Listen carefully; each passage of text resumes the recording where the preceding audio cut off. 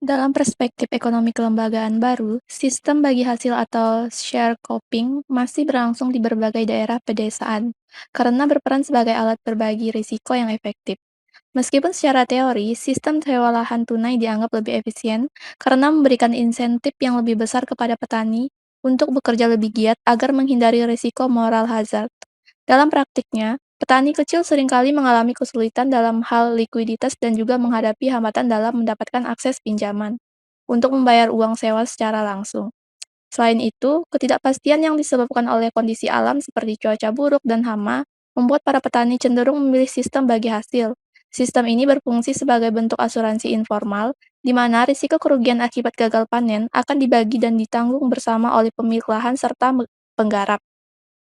Kehadiran lembaga lokal ini mengisi kekurangan pasar resmi di daerah pedesaan, sehingga meskipun imbalan kerja yang diberikan tidak setinggi bayaran tunai, kestabilan ekonomi yang ditawarkan tetap membuatnya menjadi pilihan yang masuk akal bagi masyarakat pertanian.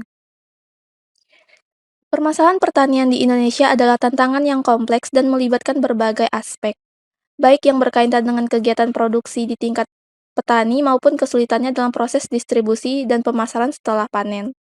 Sebagai sektor yang memberikan kontribusi besar terhadap produk domestik regional bruto atau PDRB, diperlukan kebijakan publik yang tidak hanya menitik beratkan pada peningkatan produktivitas lahan, tetapi juga pada pengembangan hilirisasi serta peningkatan kemampuan berdaya tawar petani. Jika diberikan tugas sebagai pejabat publik, kebijakan utama yang akan saya ambil adalah mendorong perubahan struktur lembaga melalui bentuk korporasi petani atau koperasi modern guna memperpendek rantai distribusi yang terlalu panjang. Selain itu, diperlukan penggabungan antara pengembangan infrastruktur logistik dengan teknologi pengolahan hasil pertanian di tingkat daerah agar dapat menciptakan nilai tambah.